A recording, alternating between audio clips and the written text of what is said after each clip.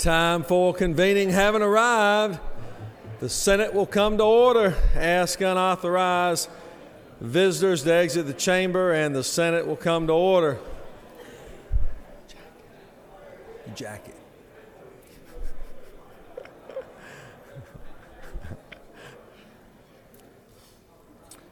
Chair recognizes the senator from the 53rd. Good morning, Mr. President. On this 12th legislative day, the journal has been read and found to be correct. Thank you, Senator, for your good works on the journal. Is there objection to dispensing with the reading of the journal? A reading of the journal is dispensed with. Is there objection to the confirmation of the journal? Chairs none, and the confirmation of the journal is confirmed. All senators having bills and resolutions introduced, please bring them to the Secretary's desk at this time. First reading and reference of Senate bills and resolutions. Senate Bill 96 by Senators Mullis of the 53rd and others. A bill to be entitled an act to amend Article 3 of Chapter 18 of Title 15 of the OCGA relating to Solicitors General. Special Judiciary. Senate Bill 103 by Senators Golden of the 8th and others. A bill to be entitled an act to amend Code Section 20-4. Higher Education. Senate Bill 104 by Senators Ginn of the 47th and others. Slogo General. Senate Bill 105 by Senators Davis of the 22nd and others. A bill to be entitled an act. Judiciary. Through with the order, Mr. President.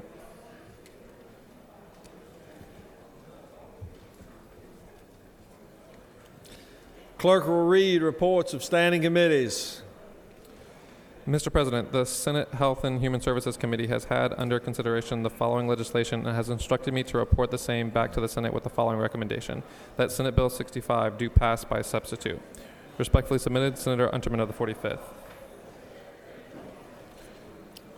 Mr. President, the Senate Judiciary Committee has had under consideration the following legislation and has instructed me to report the same back to the Senate with the following recommendation, that Senate Bill 66 do pass. Respectfully submitted, Senator McCoon of the 29th. Mr. President, the Senate Judiciary Non-Civil Committee has had under consideration the following legislation and has instructed me to report the same back to the Senate with the following recommendation, that House 55 do pass. Respectfully submitted, Senator Stone of the 23rd.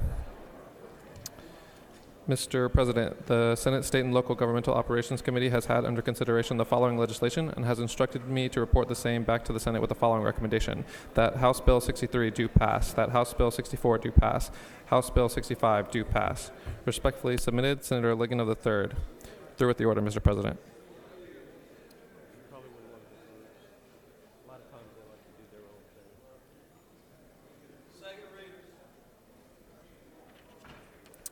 Senate Bill 60 by Senator Heath of the 31st. General Assembly, all official communications, officers, members, or employees, electronic format. Through with the order, Mr. President.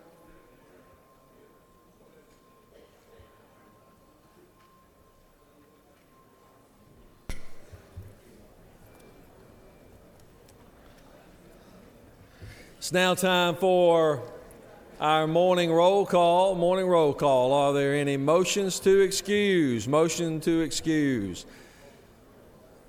Just so everyone knows, you probably have already heard, but our newly elected senator from the 11th has been chosen last night, Dr. Dean Burke, and hopefully will be confirmed and ready on Monday. So hopefully we'll complete. Fill every chair. So he's a great guy. Morning roll call. Senators, signify your presence by voting the yea switch. Secretary will unlock the machine.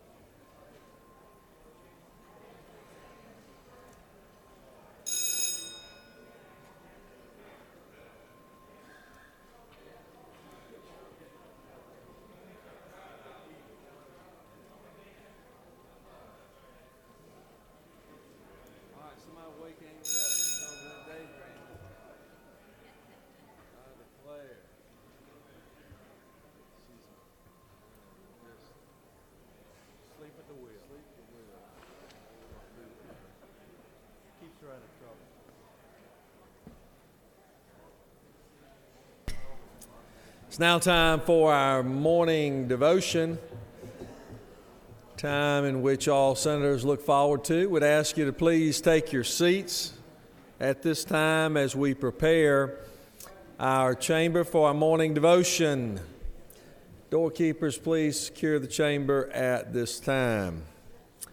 It is now my distinct honor to recognize Senator from the 25th for the purpose of leading us in our pledge and introducing our chaplain of the day. Senator? Thank you, Mr. President.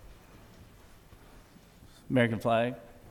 I pledge allegiance to the flag of the United States of America and to the republic for which it stands, one nation, under God, indivisible, with liberty and justice for all. The Georgia flag. I pledge allegiance to the Georgia flag and to the principles for which it stands, wisdom, justice, and moderation. Good morning. It's a pleasure to be here this morning and introduce my good friend from Jackson, Georgia, the Reverend Robert Henderson, who has pastored Rocks Creek Missionary Baptist Church for the past 17 years. He was an ordained pastor, ordained in 1989, and he has served his congregation for 17 years now. Pastor Henderson, in a day and time when so many people a lot of ministers try to stay out of politics, Reverend Henderson jumped right in the middle of it. In the toughest kind of politics, that's local politics. He is serving his second term as county commissioner in Butts County and was just recently elected to the vice chairmanship of the Butts County Commissioners. So it is my honor and privilege to welcome and introduce Reverend Henderson to this body. Reverend? Thank you, Mr. Jones, and to all of you. We are grateful and honored to be here this morning. I'm thankful for the opportunity to come and being invited. Miss Agnes told me 30 minutes, and I told her as a Baptist pastor I need an hour and a half. So we just want to wake you up this morning and get you ready. Amen. Just for a moment, we'd like to share this topic for just a moment. The call to greatness. The call to greatness. Every man is born with the desire to be somebody, to be successful, to be great. Men have followed various paths in trying to satisfy the desire of greatness. Some seek personal wealth, material things. Some seek power over man and nature, while others seek wisdom and knowledge. But Jesus Christ, the carpenter from the little town of Nazareth, has provided for us a roadmap to greatness. You see, even his disciples wanted to be great and argued among themselves. Jesus settled the argument once and for all. He said, to be great, one must be a servant. As members of this distinguished elect body, you have an opportunity to be great. You have been called to greatness because you have opportunity to serve your fellow man. One poet said it this way: it's not yours to condemn, it's not yours to despise. Lift up your lower brother if you have higher born. Let us pray. Our Heavenly Father, we thank you for this day. All the leaders who are assembled here, we ask our blessing on each and every member of this body. We pray that you will crown their heads with wisdom and bind their hearts with compassion. Show them the things that really matter and give them the strength to accomplish them. Renew in them daily the determination to carry out that which is known to be good and right. Give them courage to go forward in spite of doubts of friends and foes and fear of their own shortcoming. And then, Father, bless us all so that in the last days we may hear your voice say, well done, thou good and faithful servant. Amen. Amen. Well done. That was good. Thank you so much. I appreciate it.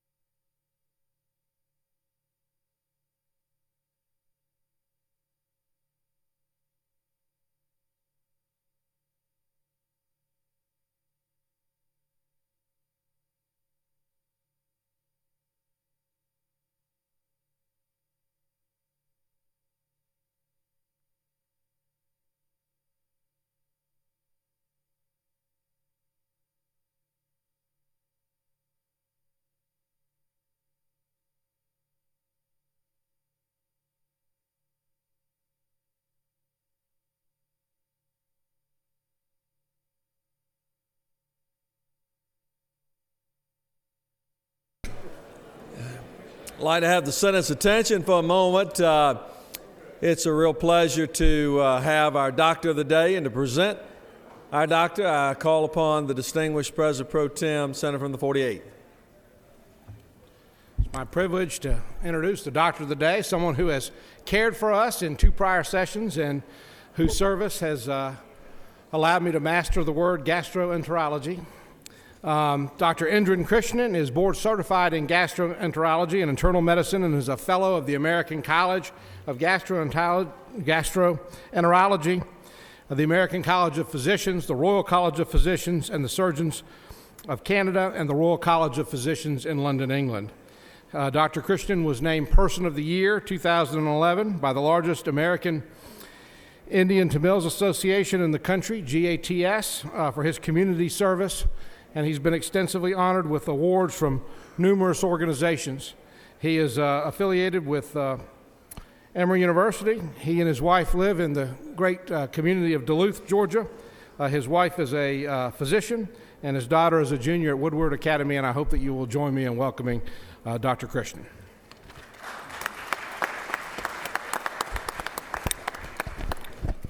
Thank you very much. This is my 3rd year in a row to come and serve the legislators, and thank you so much for giving the opportunity.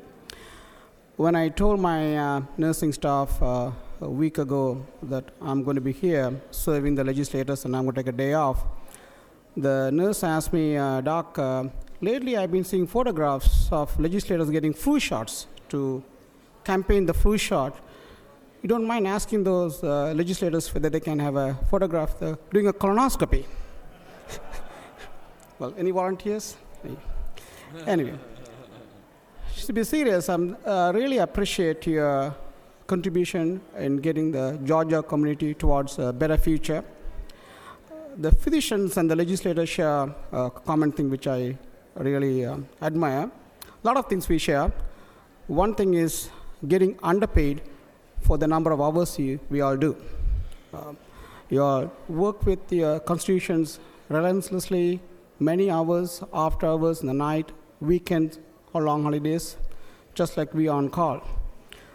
Sure, you all get popularity, fame, and name, power, and all, but they don't buy you gas in the gas station or make your mortgage go down. So I really appreciate on behalf of the Georgia community and the physician, particularly MAG, Medical Association of Georgia, for what you all do to the community in terms of getting the community better health and the affordable health care. When I say affordable, I mean affordable to both patients and the physicians. Thank you so much for your time, and I'm going to be there in the medical aid station the whole day, and please do come in, and I'm happy to serve you at any time. You're going to have a lot of bills discussion, and you may end up in getting some heartburn and indigestion. I'm a gastroenterologist. Please do come, and I will take care. Thank you so much. God bless you. All right, Doc. Thank you very much, Doctor. Well done. Thank you so much. Appreciate it. Good. Senator, good. You got,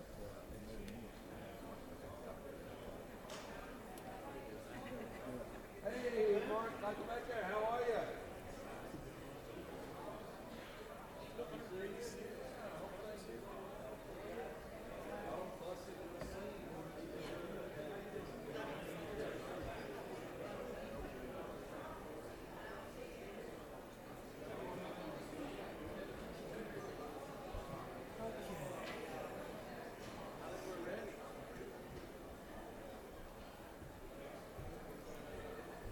We have a great institution we'd like to recognize now, and to do so, I ask the Secretary to read a resolution.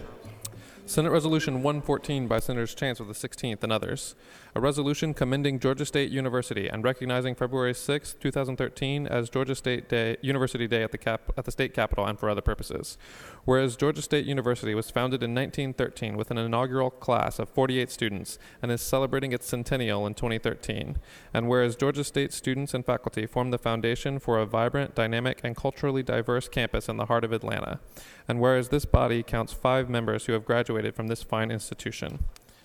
And whereas the president, students, faculty, and alumni of this fine institution are welcome to the Gold Dome for Georgia State University Day at the state capitol. Now, therefore, be it resolved by the Senate that the members of this body commend Georgia State University on 100 years of providing exemplary education and recognize February 6, 2013 as Georgia State Day at the state capitol. Is there objection to adoption of the resolution? The chair hears none, and the resolution is adopted. We even have the Panther up there in the gallery today, so I tell you what, look, Pounce is looking over us, and we're going to have him and the senator from the 16th do a little race a little bit later, I think, but see who can win. I'll leave that alone. So, but anyway, it's a great honor to have Georgia State. We appreciate so much what they do for our state and the great research along with the wonderful students in which they turn out. I'm very blessed to have two of my boys there. And to speak to the resolution and recognize our very special guest, I call upon the distinguished senator from the 16th. Thank you, Mr. President. Ladies and gentlemen, the Senate, it always is a great thrill for me to come to you annually on Georgia State University Day and speak about my alma mater and the wonderful things that are going on just right down the road. We can look out the window and see the campus. And it's a great privilege to come up and introduce my friend, Dr. Mark Becker, president of the university. This year, however, is unlike any other year on Georgia State University Day here at the Capitol because Georgia State is celebrating its centennial, founded in 1913, so that's 100 years. So I picked that up at the university there. The inaugural class was 48 students, and in the past 100 years, that number has grown to over 32,000. And we're very pleased and very proud of what's going on at Georgia State University. Dr. Becker has taken an active role in the community. He's expanded our international partnerships at Georgia State, started an honors college, and has done an overall outstanding job. And we're thrilled to have him and some of his students here today. So please join me in welcoming Dr. Mark Becker.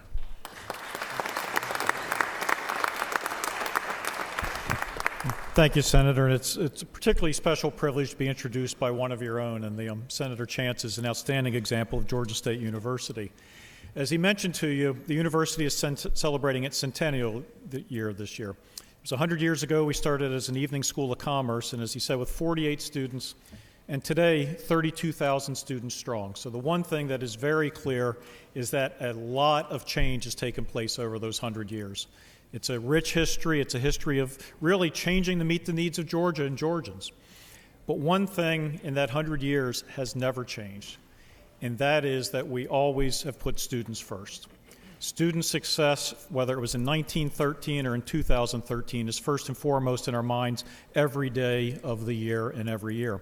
And today I'm joined by 4 students who exemplify not only what is good and great about Georgia State, but what's good and great about the state of Georgia. These are outstanding examples of young people who are going to be leaders in our community before very long, and they're already assuming leadership roles. And I'm going to introduce them in that capacity. First, I'd like to introduce to you Ms. Kelsey Spinks. Right here. Kelsey is a student-athlete leader. She's a double major in psychology and nutrition. She has had the good fortune of participating in not one but 2 conference championship teams. In 2011 in track and field, and in 2012 this fall they took the cross-country championship, and Kelsey's been an important part of both teams in those championships. But she's also an outstanding student. She's been on the president's list multiple times, the dean's list multiple times, has an extremely bright future in front of her, and already is engaged in giving back to her institution and leadership roles she provides for the interface between our student athletes and our university. Next up, I'd like to introduce you to Eric McGee. Eric McGee right here is an outstanding example of a military leader. Eric, before coming to Georgia State, served our country, and he did so with distinction. He served in the United States Marine Corps, rising to the rank of sergeant, served not once but twice in Iraq and also in Afghanistan. There's an exemplary record behind him and a great future in front of him. Eric is a criminal justice major with a minor in computer information technology, so you can see that he's taking everything that he's learned to position himself to make a real contribution to this country and to its security going forward. And he is also one of our ambassadors. He serves the community on our Student Ambassador Corps, the fine examples of young people that serve at all of our major events and functions at the university. Next up, I'd like to introduce you to Shelby Lohr. Shelby's right here, is an academic leader. Shelby is a member of our honors college. She will be graduating with honors distinction soon. She's a history major. She's also a researcher, an undergraduate who is doing the very best of working with the faculty to really push back the frontiers of knowledge. And she's not just doing it at Georgia State, but she recently presented at a research conference at Harvard University, a place you may have heard of. She's a fine, outstanding example, again, of a student who is taking advantage of the great opportunities provided right here in Atlanta and Georgia for outstanding young people like her. And I believe you were an intern at one time in this great building. Is that correct? Yes. Terrific. So she's back to see you again. Last, and by no means least, because he's going to have one of your seats one of these days, is Marcus Kernizan. Marcus is president of the Georgia State student body.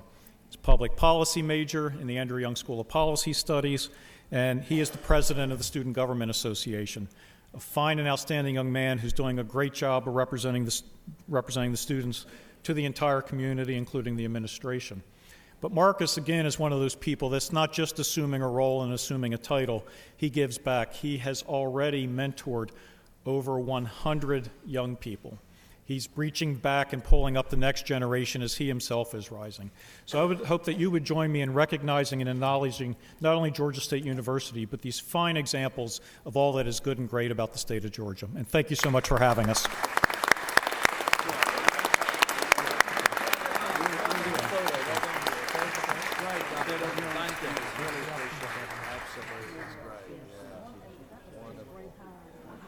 Oh, yeah, no doubt. Exactly. We also have some really fine young men that played on the golf. I heard tell. Absolutely.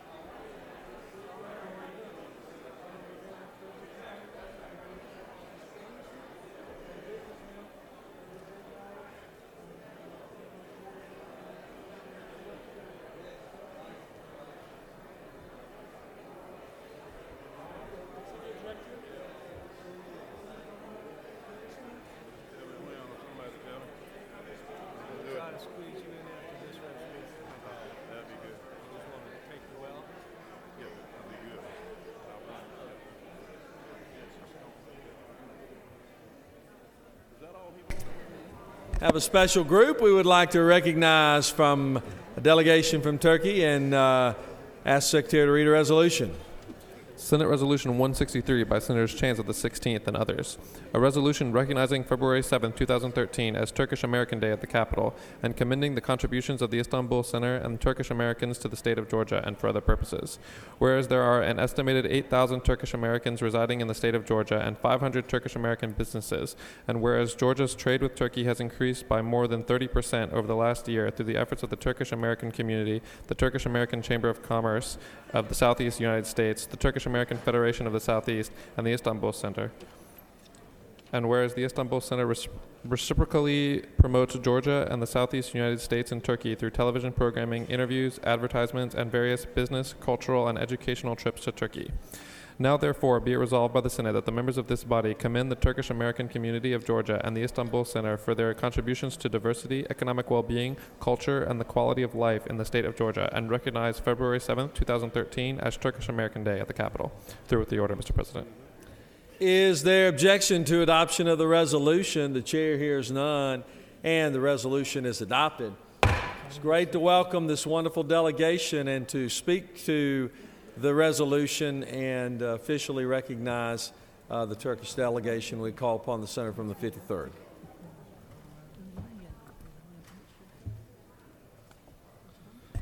Thank you, Mr. President. What an honor it is to welcome such an esteemed group from the wonderful, beautiful country of Turkey. It's proud to stand with such a distinguished group that is a good partner for the United States and, of course, the state of Georgia. You see, many of us here that are on the podium, we have had the pleasure to venture to Turkey on a diplomatic and economic development reason through the Istanbul Center, which is renowned in Georgia and the southeastern United States. To introduce our guests, I'd like to introduce Mustafa Şahin. Mustafa. Thank you, Senator. Hey, this is Mustafa Şahin from the Istanbul Center, and I'm the president of Turkish American Federation of the Southeast. We have over 22 branches in the Southeast, and we are here to foster a relationship between state of Georgia and Turkey. Turkey is growing economy, fastest growing economy according to OECD, with 5.5%, and we want more investment from Turkey to state of Georgia. That's why we had many trade missions to Turkey with legislators, senators, and representatives from this house. As Ray Charles said many years ago, Georgia on my mind, and his producer was from Turkey, Ahmet Ertegun, as you all know. Georgia is on our mind, and we're here with the congressman from Turkey. I'm going to introduce one congressman to say some brief words about the relationship between Turkey and state of Georgia, and thank you for your support. Congressman. Thank you. Good morning. Good morning. My name is Hami Yıldırım, and I am here representing the Turkish Parliament.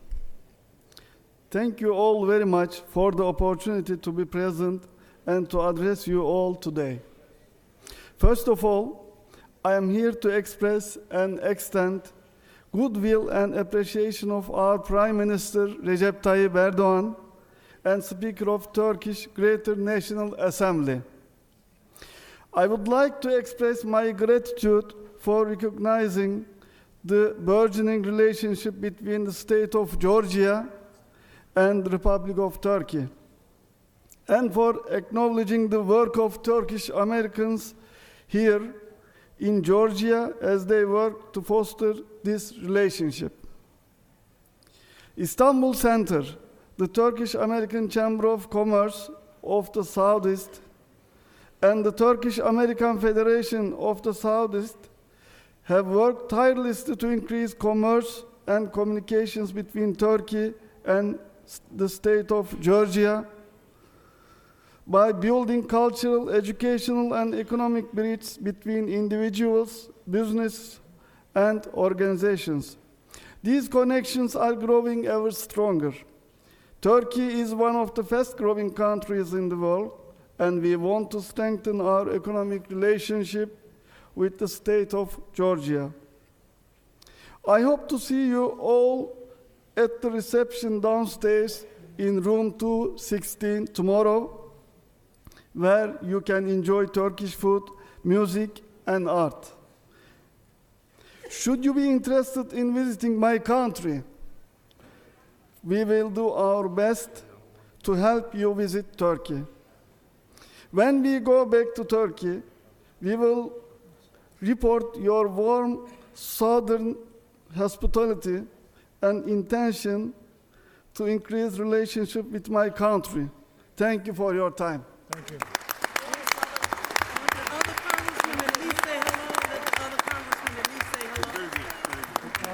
We're going to go down here for a picture. Can the other congressman at least say hello? Yeah. We have a congressman. Would you like to say something to the group? Just say Congressman, hello. just say hi. Just say hello. Merhaba. Mikrofona bir şeyler söyler misiniz? Thank you so much diyebilirsin sadece. Thank you so much. Okay, let him know. We're going to take a picture right here. It would have been good to let him know that he's a congressman. Governor, you want to come and visit you one more time? Yes. Thank you so much. Thank you so much, sir. So we got meatballs tomorrow. Thank you so much. So nice to see you. Yes, I mean, yes. they're lamb. Lamb. Oh, that's what you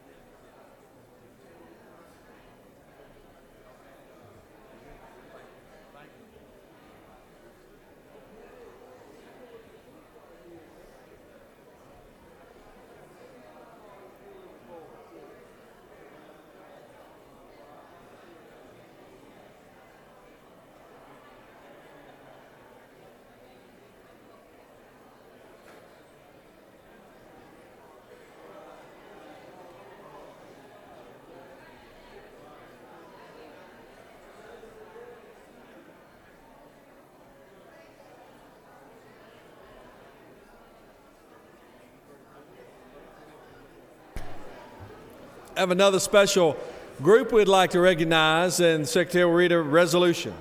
Senate Resolution 118 by Senator C. of the 34th and others. A resolution recognizing and commending the Lighthouse Incorporated for its significant contributions to the community and for other purposes. Whereas the Lighthouse Incorporated, a nonprofit organization located in Fayetteville, Georgia, is a unique, free-of-charge, recreational and educational after-school program that strives to provide safe and supportive activities for underprivileged, at-risk youth 5 to 18 years of age. And whereas, under the guidance of Executive Director Melvin Morris, this program will be able to provide critically needed services to more than 2,500 underprivileged at-risk children this year alone. And whereas it is abundantly fitting and proper that this exceptional program be recognized for its nurturing and inspirational environment dedicated to helping each child realize his or her potential. Now, therefore, be it resolved by the Senate that the members of this body commend the Lighthouse for its contributions to the community and extend to the program their best wishes for future success. Through with the order, Mr. President. Is there objection to adoption of the resolution? The chair hears none, and the resolution is adopted.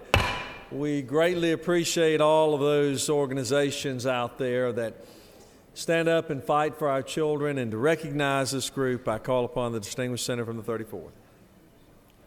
Thank you, Mr. President, and members of the Senate. I think you all may have missed the important part of what Lighthouse Partners, Inc. does in our community. They are an after-school program, free. Let me repeat that. An after-school program, free. One of the things that they do is they set up an apartment complex where you have a great number of latchkey kids and give them a safe place to not only stay till their parents pick them up, but also help with homework, tutoring, and other necessary things to do after school.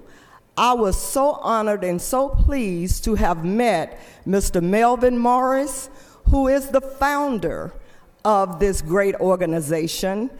And because of that, I wanted to make sure all of Georgia knows that if we think hard and long, we too can find a way to help our children who are in need. I will now ask Mr. Morris if he will say a few, no, I'm sorry. Before Mr. Morris, let me ask the senator from the 35th, my seatmate, to say a few words. Thank you, Senator. I'm honored to stand here with these wonderful people from Lighthouse. I know that they named a center in Clayton County, the Valencia C. Learning Center. Let's give her a hand. She has a learning center. And I was truly honored, too, that in my district, they named a center after me, and it's just a few miles from my house. So I have 43 new little babies, and they are so precious. They come there, it's free. So they come there, and their parents don't have to worry when they're at work. The ones who are in school, they learn, they are tutored, they help them with homework, they do special projects. And many of you know that my husband has gone through some health challenges. So when they found out, they invited me to come over. And I had 43 little big cards. Each one made big get well soon cards to give to my husband. They had me crying. Those are wonderful little kids. Many of them make straight A's. So they are working very hard to make sure that they are productive citizens in the future. They have over 30 locations in North Carolina, South Carolina, and in Georgia, and I'm honored that one is in my district. So without further ado, Mr. Morris, would you like to introduce him? Okay. Yeah, just come on and say a few words and introduce your team. Thank you so much. I'm very honored and humbled to be here today to accept this recognition for Lighthouse Partners, Inc. I'd like to thank Lieutenant Governor Casey Cagle, the governor, the senators, especially Senator C. and Senator Donzella James. In order for a person and an organization to be successful, you have to have great people around you, people who believe in your mission and your vision of what you do. And I'm blessed to have that. On my left, I'd like to introduce some of my corporate staff. My executive assistant, Cindy Hollenshed.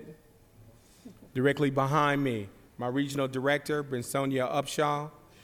And to her right, Cynthia Tucker is my corporate trainer. And I also like to thank over 50 Lighthouse staff who are in the trenches each and every day to make sure that what we say is actually what we do. And I also like to thank my beautiful wife, Leomi Morris, who allows me to do what I do. When I come home late, she just says, honey, I got dinner on the table, and do you need to talk about anything? And I love her to death. But also like to, and before I conclude, like to also say something to the two senators that they don't know. In your district, we're about to open up 2 more centers. So within the next 60 days, we'll have another Valencia C Center and Dalzella James Center because the need is there and the phone is ringing. So we'll have 2 more centers opening up very soon. Once again, thank you so much. We're very humble to be here today, and thank you again. That is for you. Thank you. Let's go down here and post my picture. This is great. It's such an honor to have y'all and all that you're doing. Thank you so much. Great work. We appreciate it very much. Okay.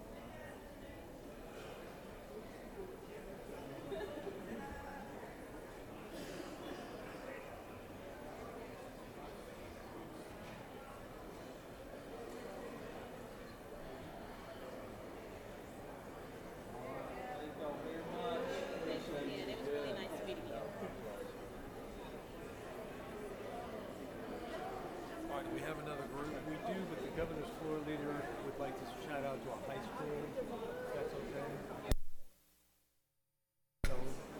Chair recognizes Senator from 24th and 23rd for an announcement.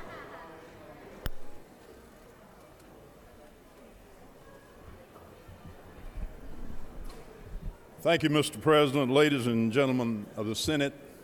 Senator Stone and I have an outstanding group of young people and their leadership here this morning, and we want them to stand in a moment, and we would hope that you would recognize them and welcome them very joyously to our great Senate chamber. They are the members of the Family, Career, and Community Leaders of America. They have with them, they're from Evans High School, my alma mater, by the way, and they have with them their advisor, Miss Gail Sims, and one of their parents, Miss Kelly Gates. We'd like for you all to stand and let this good Senate welcome you here to Atlanta, Georgia, and thank you for everything you do in our home.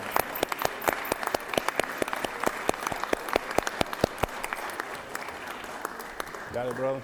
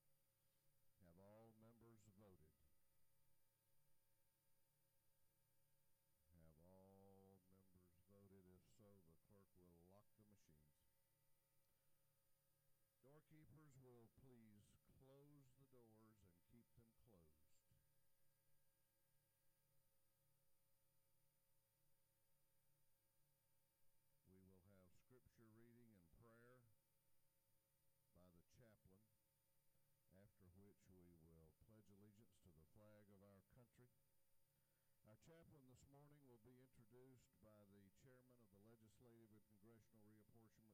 Congressional Reapportionment Committee,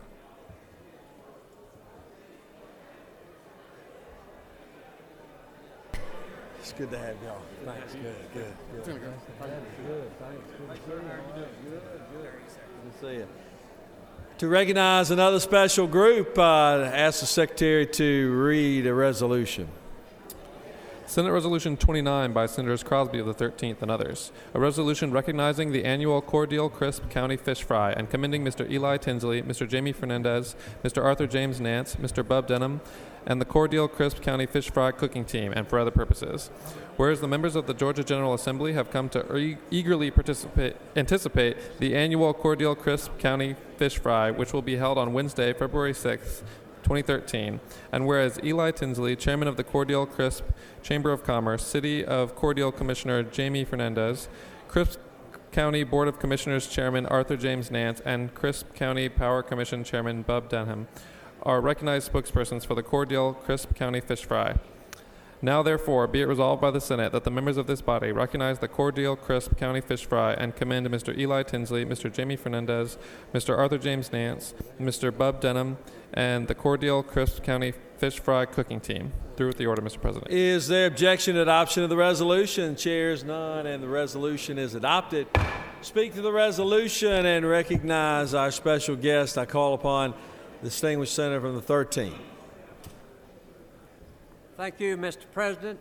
Distinguished members of the Senate, first of all, I want to remind you of the Cordial Fish Fry tonight, and you'll find a little packet filled with goodies on your desk, so take a look at it, and we'll see you at 5 or 5:30 this afternoon.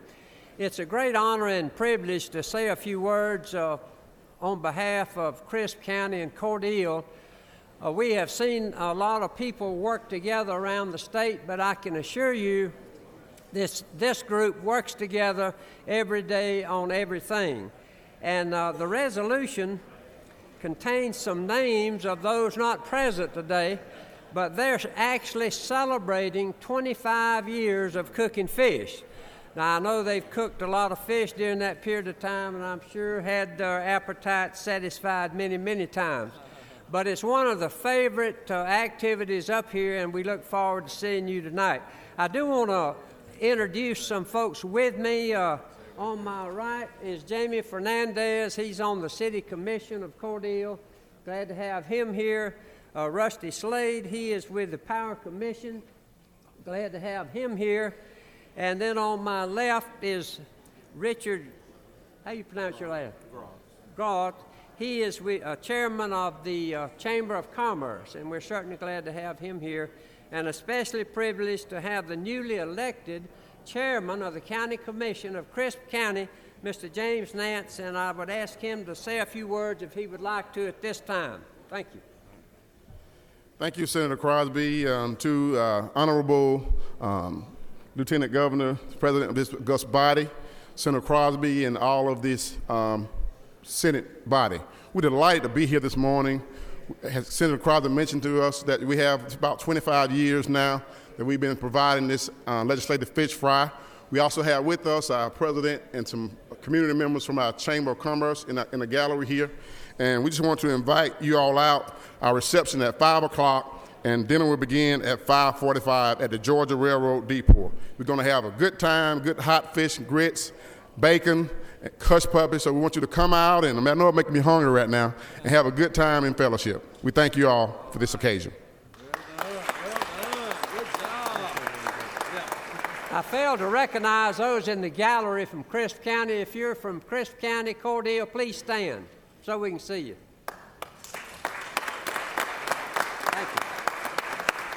All right, yes, sir. Let's get us a good picture down here. Absolutely. Sorry, phone will go like that. Okay.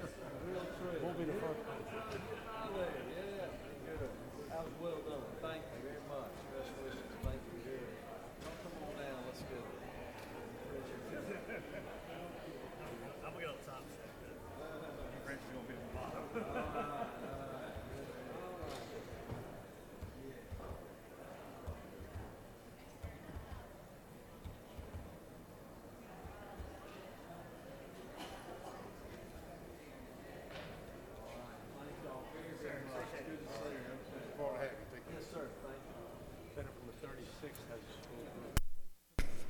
Senator from the 36th is recognized for the purpose of recognizing a special group in the gallery. Thank you very much, Mr. President. I'm very pleased that we've been joined today by students and teachers and staff from the Neighborhood Charter School, an Atlanta public charter school with a wonderful history that has both elementary and middle school locations in the very neighborhood where I make my home. Would you please join me in saluting these young students, some of whom I expect will be down here in various capacities as young adults as they engage in civic participation in the political process of Atlanta, Fulton County, and our great state of Georgia. A welcome to all of you today. We'll see you back in the neighborhood, but thank you for coming down and seeing the Senate and the House do our business for the state of Georgia. And I understand the students would like to hear the gavel banged, Mr. President, if that's appropriate. We'll have order in the chamber, and thank you very much. He's not around. That gavel will come shortly. Thank you for being our guest today.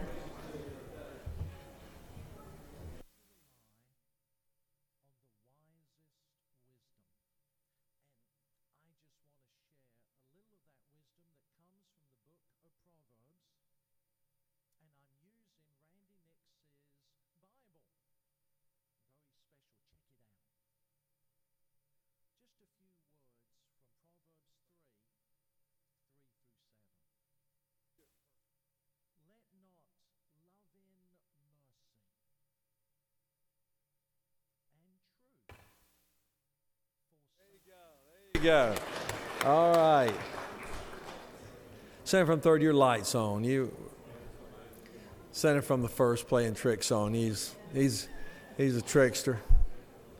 Are there any unanimous consents? Any senator wishing to rise on a point of personal privilege? Senator from 32nd will be recognized.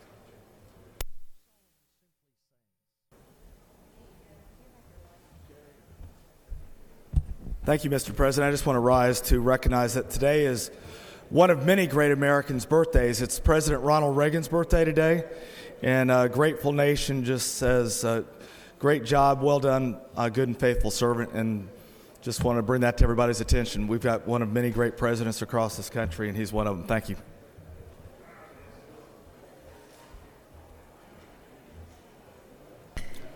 Chair recognizes the senator from 39th.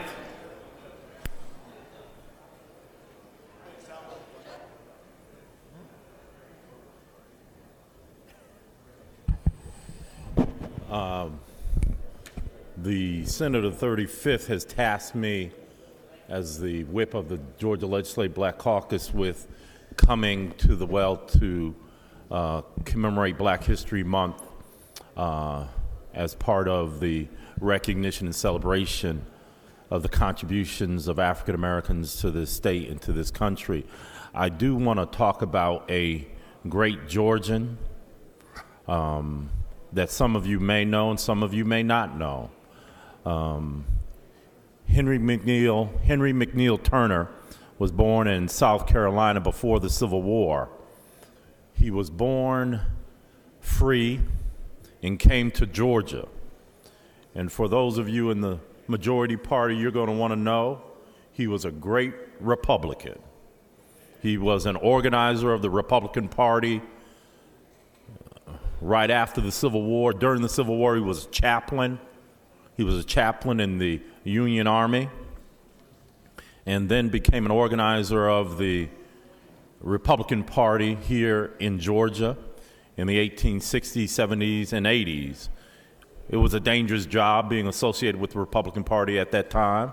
He had to camp out. He could not sleep at home. Otherwise, the Ku Klux Klan would come to see him. So he's a man of great physical courage, but more so than that, he was a public servant of enormous proportions. He was a bishop in the African Methodist Episcopal Church. He was one of the founders of Morris Brown College. He was a great educator. He loved children. As a matter of fact, he donated property that he owned to the Atlanta public school system in order to create the first school in Atlanta for African American children.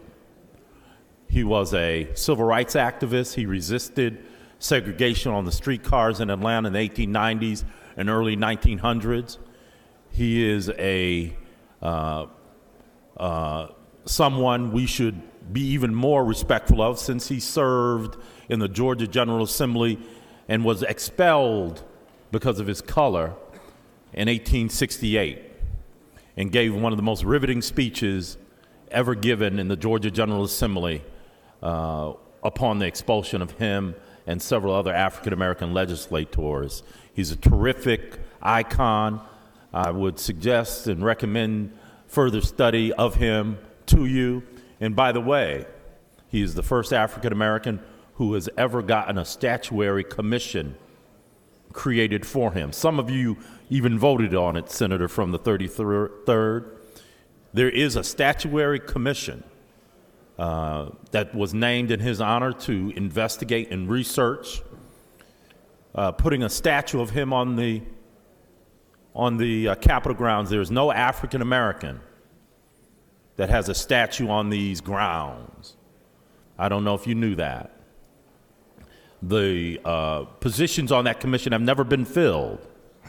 And I'm going to come to some of you during this session to make sure that the membership on that commission is filled and that the study and research necessary to bring that to fruition is done. But I commend Henry McNeil Turner to you, a great American, a great civil rights activist, a great preacher, a great educator, and a great Georgian. Thank you. Thank you, Senator. Thank you for the endorsement of the Republican Party.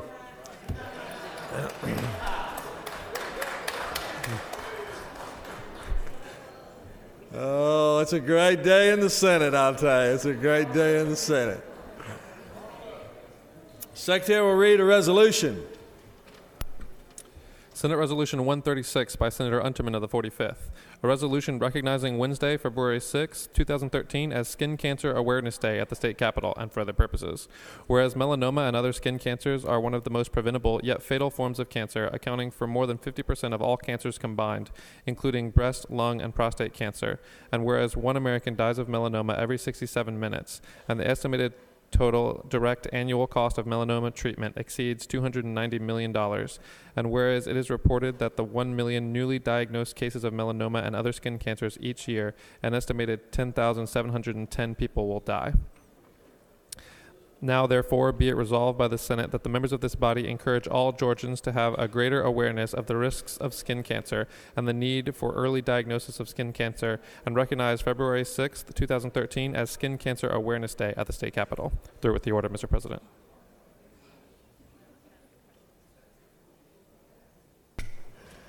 Is there objection to adoption of the resolution? Chair hears none. The resolution is adopted.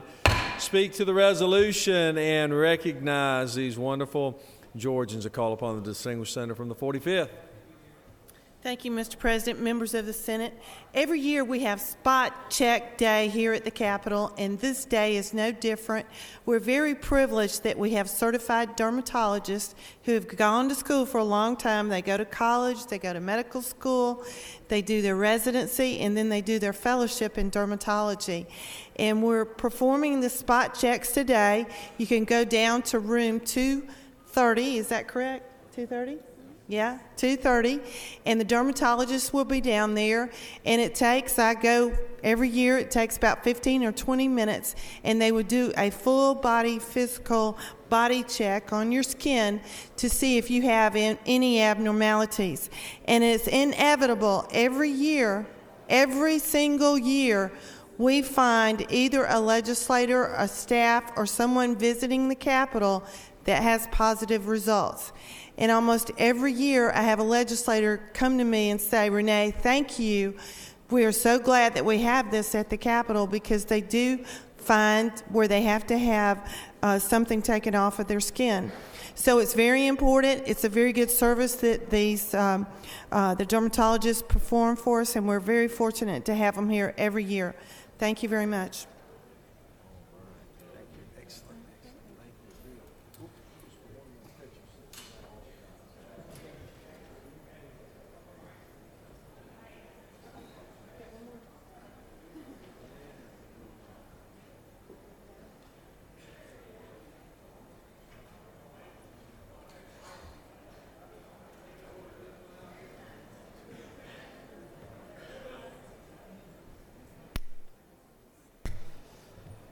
Chair recognizes Senator from the 43rd. Point of personal privilege.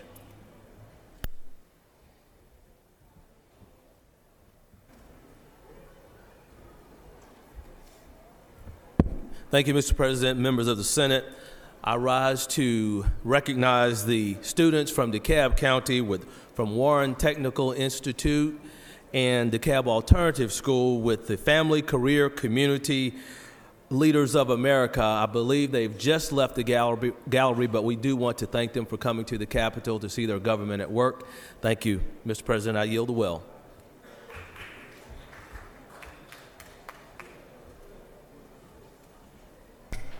Chair recognizes Senator from the 33rd. Point of personal privilege, and then the Senator from the 24th.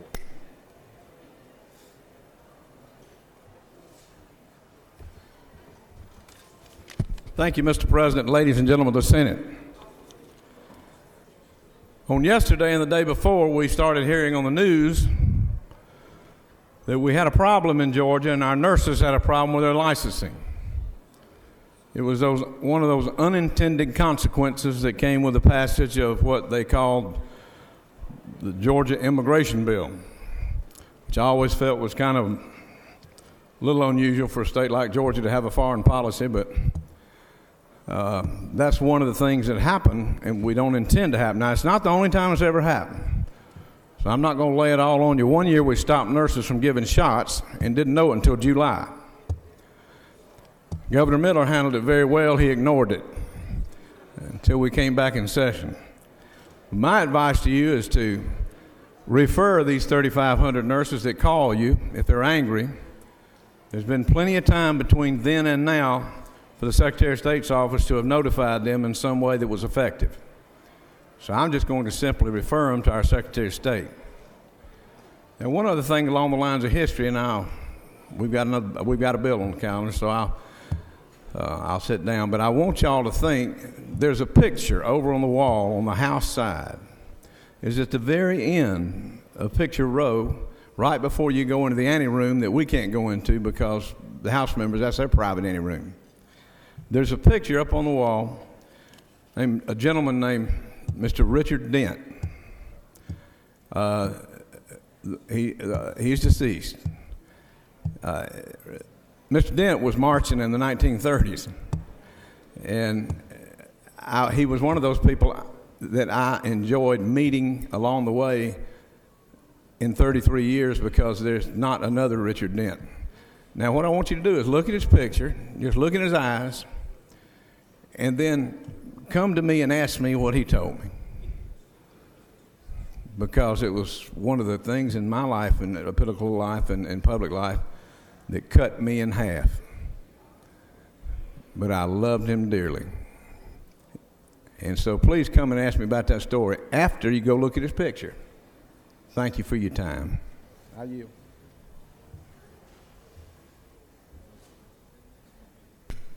Chair recognizes the distinguished senator from Columbia County, Senator from 24th.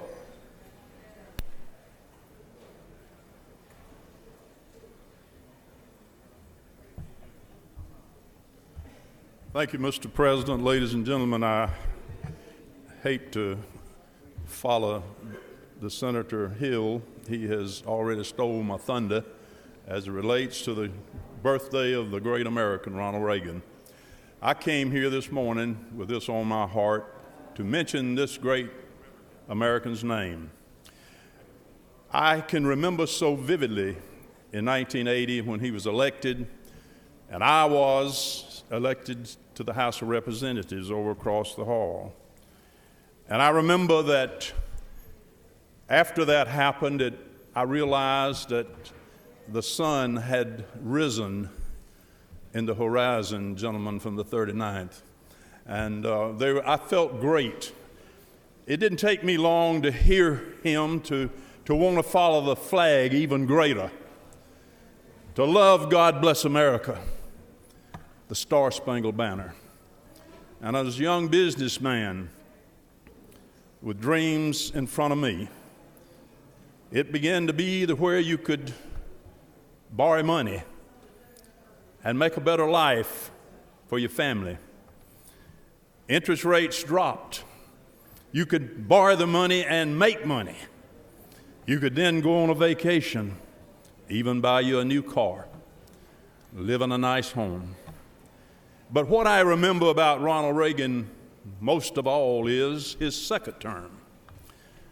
And I was running for that same seat. And bless my soul, I just knew I was popular. I thought. I knew most everybody in my district. And I knew I had been up here for 6 years and done a good job. I had learned who made things happen up here. And I got them to make things happen for me, for my county. So I was proud. But on that election day in 1984,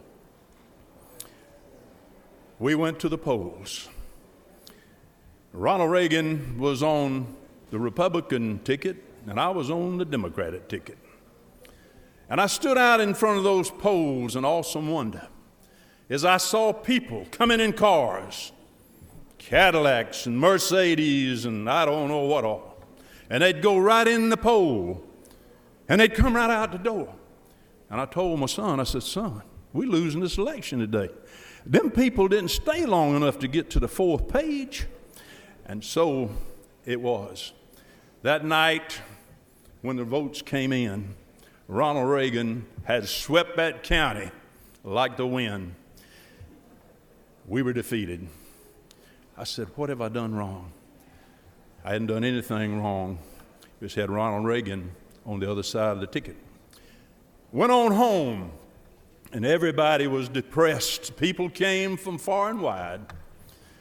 Hey, I can still see them coming down the driveway. About the only time I ever saw many come down the driveway about politics. They came in. They was all upset, worried you have lost. Oh, Billy, what are we going to do? Some had tears. I said, my friends, let me tell you something.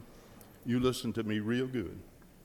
Tonight was a great night for America. And if between those two people, Mr. Reagan and Mr. Jackson, if one of them had to lose, I thank God it was me.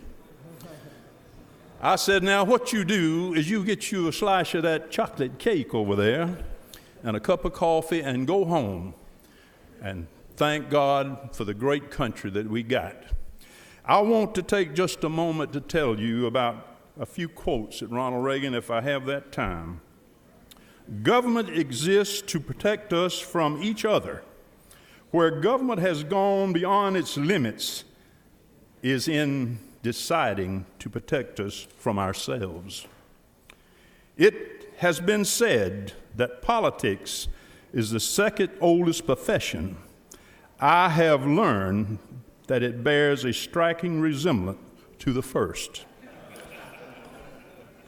I have wondered at times what the Ten Commandments would have looked like had Moses run them through the U.S. Congress. Government is not the solution to our problems. Government is the problem. Thank God for America. Thank you very much. Hear, hear, hear.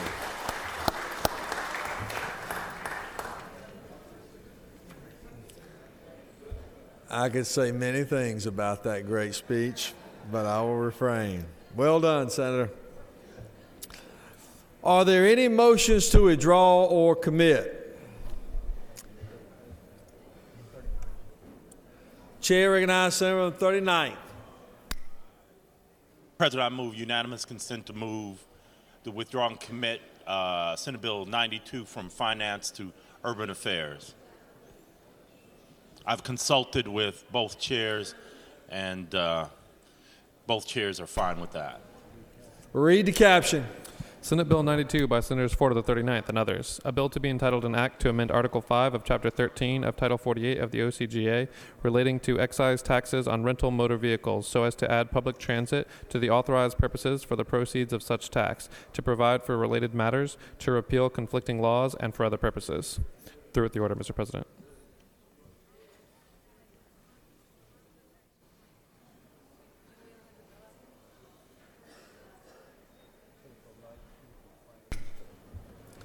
Finance to Urban Affairs. Both chairmen, I think, are in agreement, correct? Is there objection? Without objection, the bill will be in Urban Affairs. We have a consent calendar of privileged resolutions that is before you. Is there objection? Without objection, the consent calendar of privileged resolutions are therefore adopted. Mr. Secretary, are there any filed objections on any of the bills on the local consent calendar? Mr. President, there are no filed objections in the Secretary's office. Question now is on the local consent calendar. All of those in favor will vote aye. Those opposed, no, and the Secretary will unlock the machine. Voting on the local consent calendar.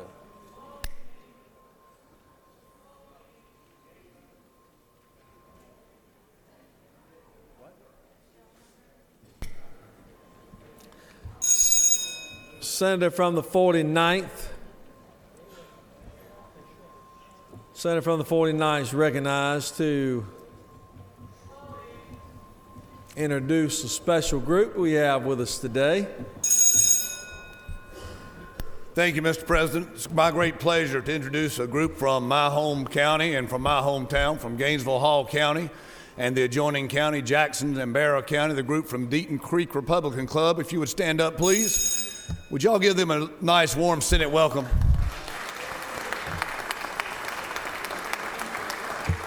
These are great folks, very active in their community and very serving to their community. Thank you very much, Mr. President. Thank you, Senator. Great honor to have you with us today. On the passage of the local consent calendar, the yeas are 50 and the nays are 0, and all the bills on the local consent calendar are therefore adopted. Moving on to the general calendar, the Secretary will read SB 14.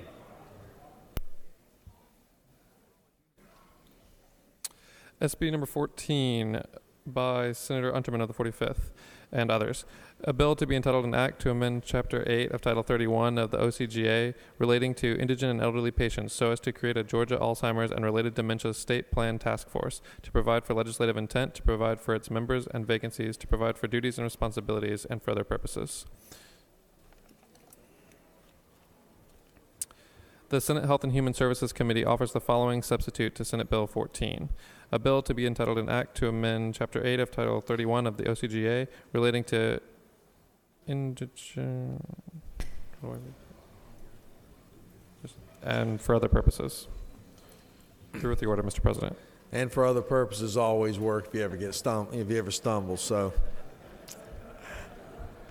Chair recognizes the distinguished Health Committee Chair, Senator from the 45th.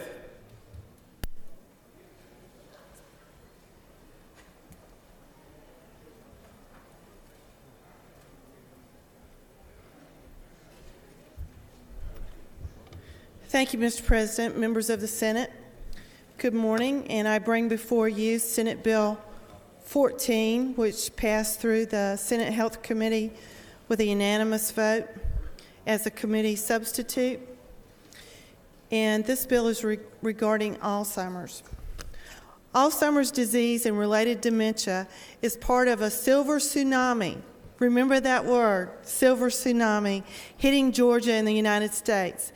Baby boomers, the generation of peace and love, the hippie generation, the flower children, which I was one of those flower children, will be one of the costliest generations in American history, mainly because, fortunately, they live longer. But you young new senators, we have lots of new senators in here, and you're very young, you will literally be taking care of my generation. And I want to ask you, we often hear the word, is this a nanny state? And are you taking care, is government taking care of people? Not really. It will be a reality because of the devastating cost of the healthcare crisis and our current economic recession. You will be grappling with a state budget that is consumed not with transportation, but with healthcare costs. Georgia Medicaid spent $2 billion on long-term care. In 2010, Georgia Medicaid spent $1.5 $1.1 billion on nursing home care for seniors. Georgia ranks 14th, one of the highest states in the nation, for nursing home payments on Medicaid bills. That's incredible, a 14 rank listing. Senate Bill 14 was drafted to help you in developing a statewide task force to assist you in planning for this silver tsunami. Georgia is one of 24 states left in the nation that has not formulated a plan dealing with Alzheimer's and related dementia. Across the country, Alzheimer's cost is $315 billion a year, every year across the world. It is more expensive than heart disease, cancer, and strokes combined. Dementia is the second most common condition contributing to death.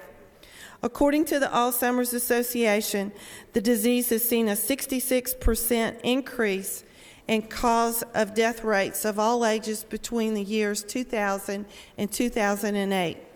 In Georgia, we do not have definite statistics, but it was estimated that 120,000 known cases were Georgians living here last year with Alzheimer's and related dementia. It is believed that it is over 200,000 this year of people with related dementia. And the problem with knowing the diagnosis and knowing the exact statistics is because people don't come forward and the statistics are not turned in. We are fortunate here in Georgia, and if you don't know, and I didn't even know that as the chairman of the Health Committee, that there are 27 Alzheimer's disease centers across the country designated by the National Institute of Health.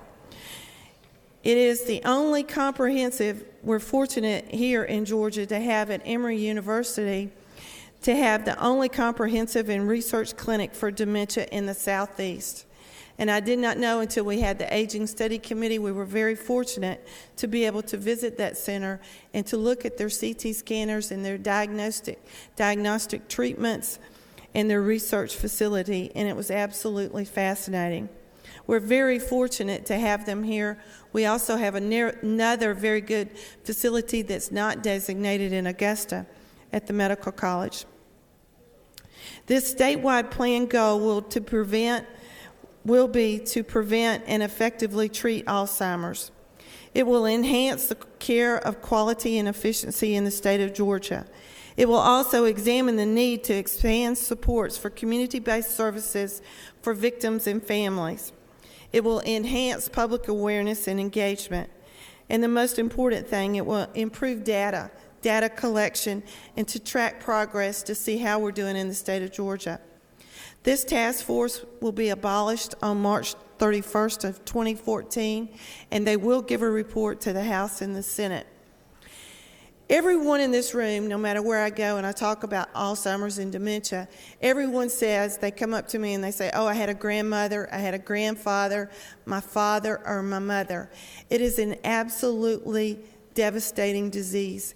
And even if you live next door to a neighbor and you watch the families and what they go through, unfortunately, Alzheimer's, unlike cancer and heart disease, is a very long, progressive, tragic disease that takes a long time. You may start out when you retire when you're 65 years old and think that you have a good nest egg, you have a 401k, but when you look at the cost of being in a nursing home, the average cost of being in a nursing home in the state of Georgia is between $60,000 and $70,000 a year. And even if you keep your loved one at home, a family cannot be resilient and take care of someone for 5 to 10 years in their home. It costs money because you have to have ancillary caregivers to assist you, or else the caregiver, whether it's a husband or a wife, a daughter or a son that is taking care of the victim, they get burnt out. It's just a natural progression of the disease. And the effect on the victim is just as bad on the families. I know that, and everyone in here probably has a personal story. I have a personal story. My best friend, her name is Peggy Wood, and she lives in Beaufort, Georgia. Her father was diagnosed, and I remember telling and going with her and having to tell her father and going to the doctor's appointment and being told that you have Alzheimer's disease. The unfortunate thing is, usually when you get diagnosed, you still have some of your cognitive abilities, and you can process, and you can go home and do the research on the disease. And when you go home and you read about what is going to happen to you, you really don't feel sorry for yourself. You feel sorry and you suffer for your loved ones that are surrounding you. So the caregivers are actually the ones that suffer most, in my opinion. It's really not the victim, because that victim slowly degenerates and they don't know what is happening to them. My girlfriend Peggy has still taken care of her father, Bruce Woodleaf. He's at home in Beaufort. She's at home. She's watching on the computer right now on the webcast. She is just symbolic of all the families, the approximately 200,000 people that I'm talking about in the state of Georgia that are staying at home and trying to take care of their grandmother, their grandfather, their father, their mother. And it is really, really devastating. It's a very tragic disease. After I've watched her family suffer through it, there really are no ways to describe how you watch someone slowly slip away. They have no communication skills. Her father has degenerated. He's now in a wheelchair. He was a big, strong, muscular man. He worried and worried and worried, not about himself, but what was going to happen to his family while he was being taken care of by them. So I ask you to support this.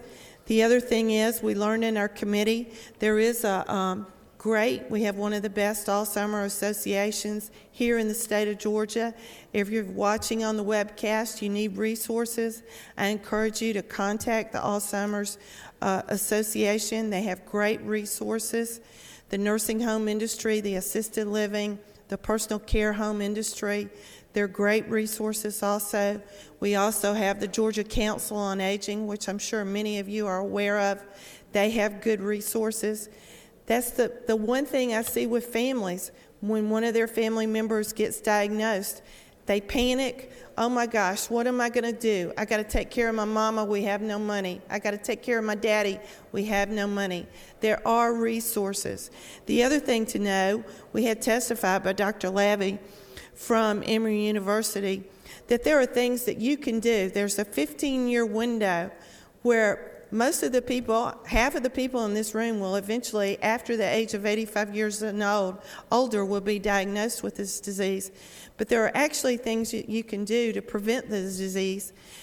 Not necessarily prevent, but to prevent the time that you're going to have it, and also the problems associated with it exacerbating quicker. You can do things like diet and exercising your brain and staying active. Also, genetic testing is available. If you know you have a known history in your family, you can have genetic testing.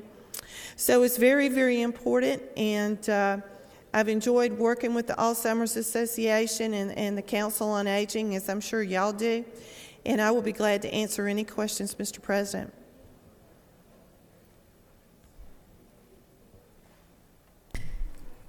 Chair recognizes Senator from 33rd for a question. Yes. Is the Senator Yale? Yes. Senator, I certainly commend you for the job and time and the hours you put in on this. It's a tragic and horrifying disease. Mm-hmm. Let me ask you this, just in noticing the way it was written, mm-hmm. There would be some minor, not minor, but there would be some minor expense and reimbursements for some officers and legislative members and things like that for actual expenses incurred.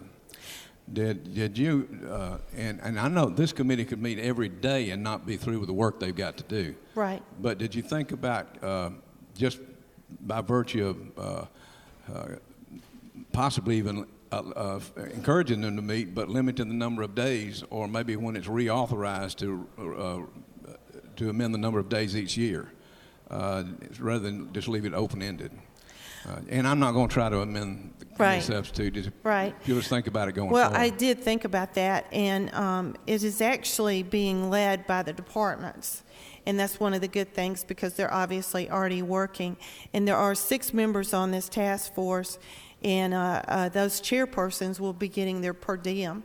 But after meeting with the study committee on aging, I really don't think they will abuse it.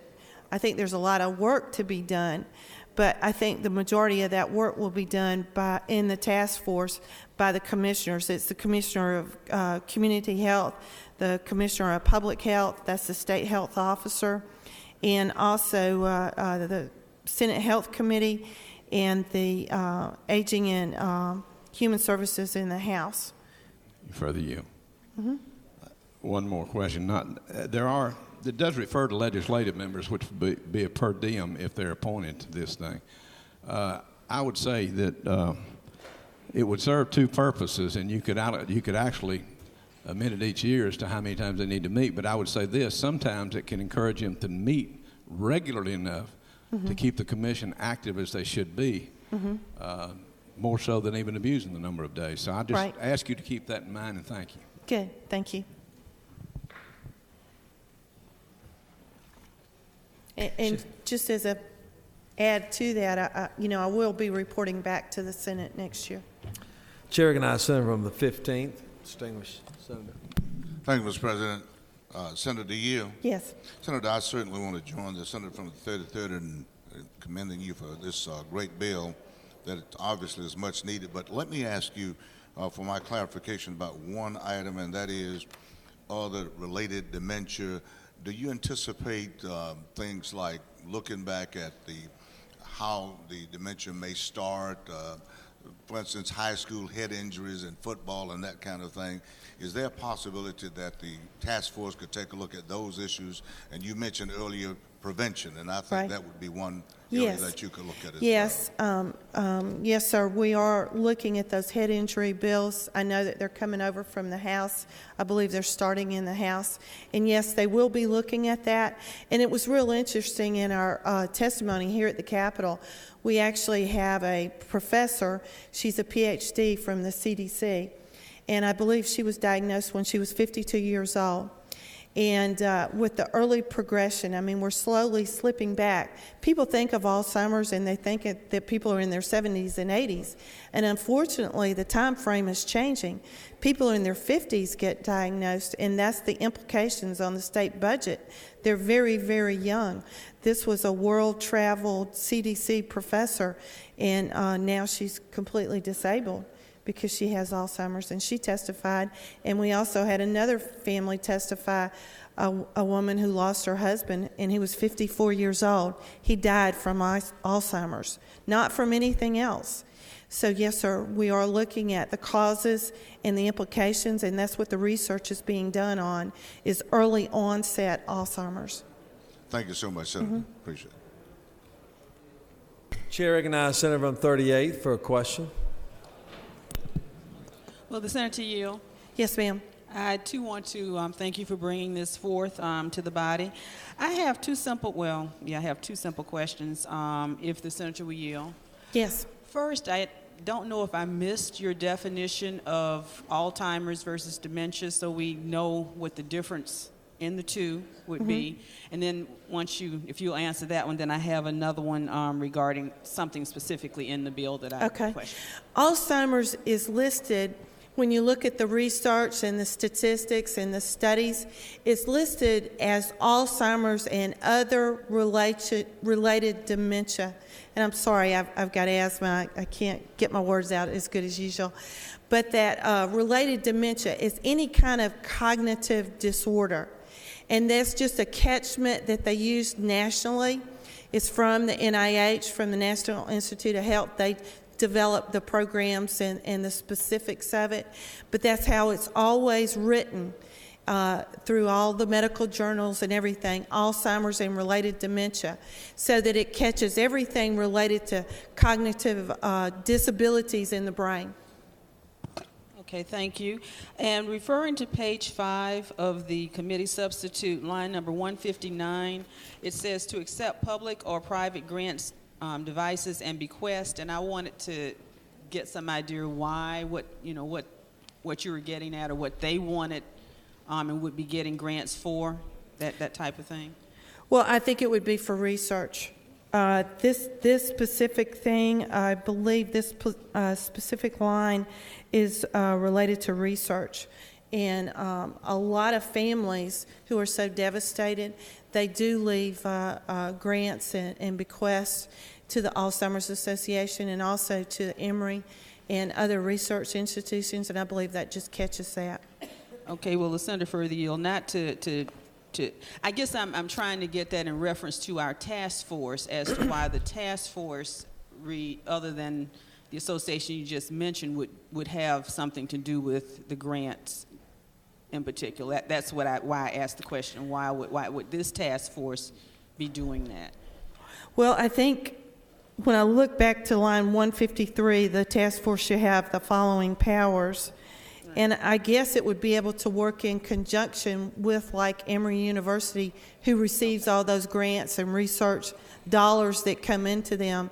I guess that just covers that so that we would be able to work with them. Just like we visited the center, we spent a half a day at the center. And I guess the legal staff just put that in there to cover the General Assembly.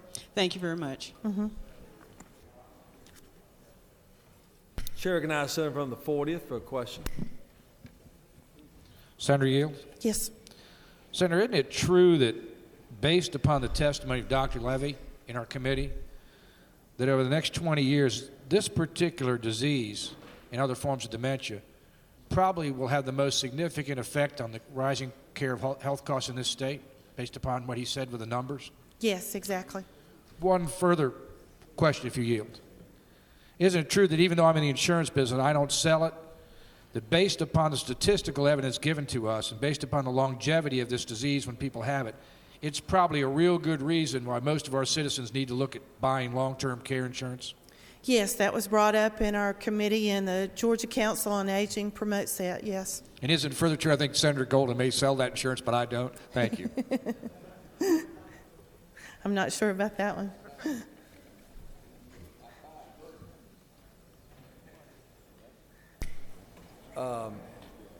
Senator from the 55th and 36th, you wish to speak to the bill? No further questions, Senator. Thank you, and thank you for allowing me to indulge with my asthma. Thank you very much. Thank you, Senator. Chair recognizes Senator from the 55th speak to the bill.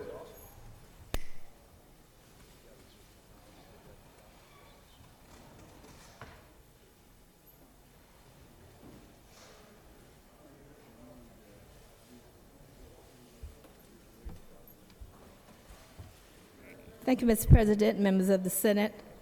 I rise today to give my support for this bill and to congratulate our senator from the 45th on a great job in the committee, and for bringing the people that testified before the committee to bring us information. And that's one of the things that I wanted to speak to. It's on line 120, increasing awareness of Alzheimer's disease among the public. There are so many people that cannot distinguish between Alzheimer's and dementia, and I'm probably one of them. And if we could do more public education on these issues, it would, of course, increase the public awareness, and it would also help families. I think families are probably the most that are devastated by Alzheimer's disease. As a matter of fact, in my family, although a little far removed from me, I had a cousin that had 3 children, and they were so devastated by the fact that their mother had Alzheimer's and eventually did not know any of them. And so I encourage all of us to support this bill, give it a green light vote, and let's move forward so that we can get the help for the citizens of the state that they deserve. Thank you, Mr. President. I yield the well. Thank you, Senator. Chair recognizes Senator 36.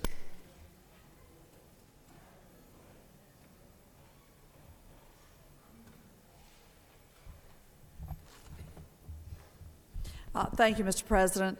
I, too, rise in support of the bill, and to provide a bit of background, this issue of Alzheimer's and the other related dementia conditions has been actually brought to us repeatedly, and I recall as far back as the early 90s, Representative Frank Stansel from the eastern part of our state, and his wife, Dr. Barbara Stansel, is an expert in geriatrics, and she brought repeatedly to our health committee, on which both the chair lady and I served in the House at one point, the concerns about the impact of our aging population on our society here in Georgia, and on our budget, and on our health care infrastructure. We failed to heed her admonitions that were very much fact-based, and you could see the aging generation coming down the pipeline. We also, fast forward to just recent years here in this chamber, we have, I believe, twice passed legislation calling on us to establish a task force on Alzheimer's and related dementia issues. Dr. Don Thomas partnered with us, and the former chair of Health and Human Services was very much in favor of this. And the task force has been passed repeatedly, but there's been a failure to appoint the members and move forward. I think that we have today, under the leadership of the chair lady who presented the bill, the impetus has been built, the awareness has been raised, all of the stakeholders have been brought to the table. There's been a process that's gone into a great effort to create the measure that we have before us today and that we will be voting on shortly. We can look back now and see in hindsight that failure to make the appointments to the task force and let it proceed with this work put us behind. We are one of the few states that does not already have a plan in place for addressing Alzheimer's. The president signed this past year a national Alzheimer's plan.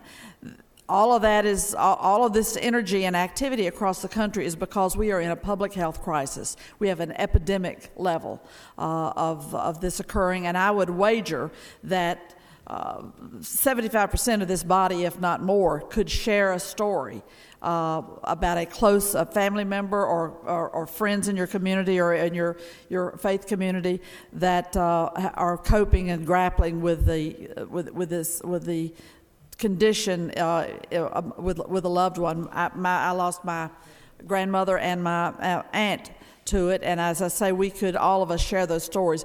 The wonderful thing is that we are now resolutely rolling up our sleeves and going to address this in a very systematic way. And I would point out to you the task force's powers to appoint an advisory council. That's going to be very important, and that is professionals from various walks of life and various areas of expertise that are impacted by this that are not going to be compensated. They're coming together to work for the common good because they know this is a job that has to be done. Very appropriately, the association, the Alzheimer's Association, as well as the other organizations that work on issues concerning our seniors have been diligent here in Georgia as well as nationally. I first brought this bill from a national meeting where National Alzheimer's Association was bringing it to the attention of legislators across the country. So we are starting, we're launching and we're moving forward. I'm confident we're going to do the job this time and applaud the chair lady for her leadership to ensure that happens. And I would just finally say that the take-home lesson is those of us that are fortunate enough to live to the age of 85, 50% of those who reach that age will be diagnosed, will be eligible for a diagnosis for Alzheimer's or dementia of some sort. Again, we're doing the right thing. Let's keep the pedal to the let's keep our wheel to the pedal and see that we bring this over the finish line this time and can come back in March of next year with a report that sets us on the path as a state to deal with this terrible public health epidemic. Thank you very much. I'll yield the well. Best news of the day. Questions on the adoption of committee substitute. Is there objection? Without objection, the committee substitute is adopted.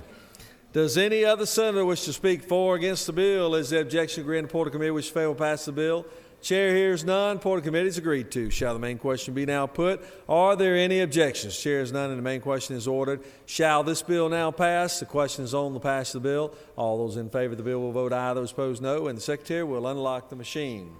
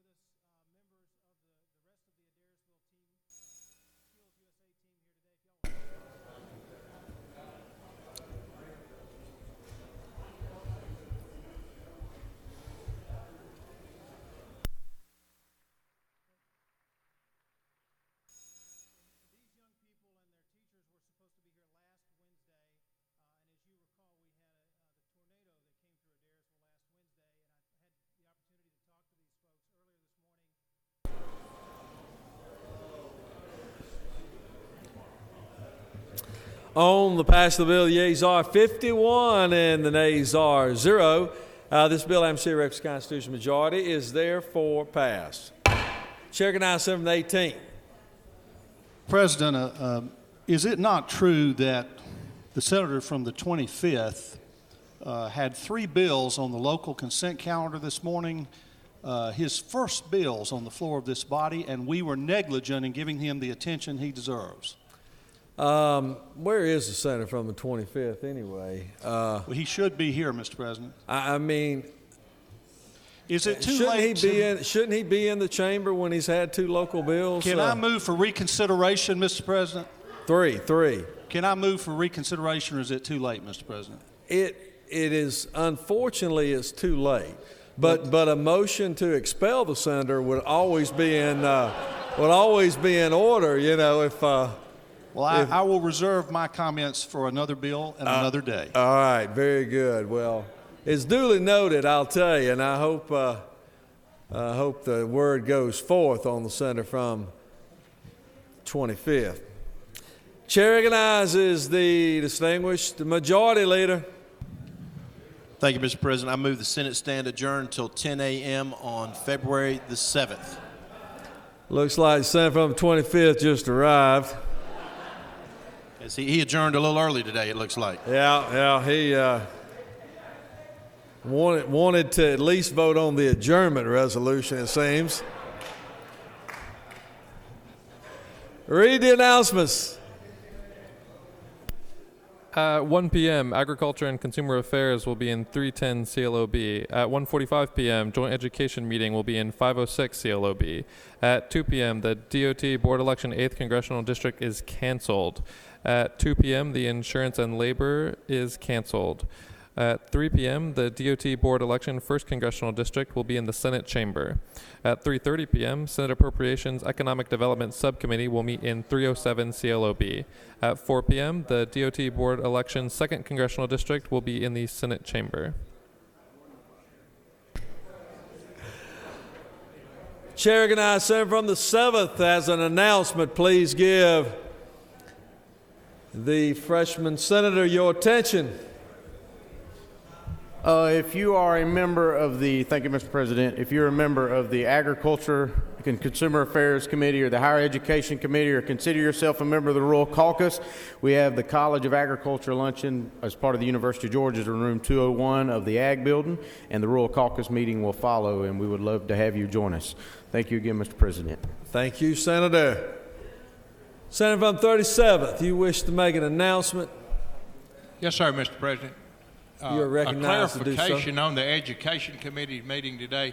The Senate Education Committee will meet at 1:45, and a joint meeting with the House is at 2. Joint meeting with the House, 1:45. No, sir. The Senate meets at 1:45. The joint meeting starts at 2. Okay. All right, make sure you contact each of your members. Let them know as well. Any other announcements? The majority leader has moved that we stand adjourned until 10 a.m. tomorrow. All those in favor will say aye. All those opposed, no. Ayes clearly have it, and the senator from the 25th didn't even vote. We stand adjourned.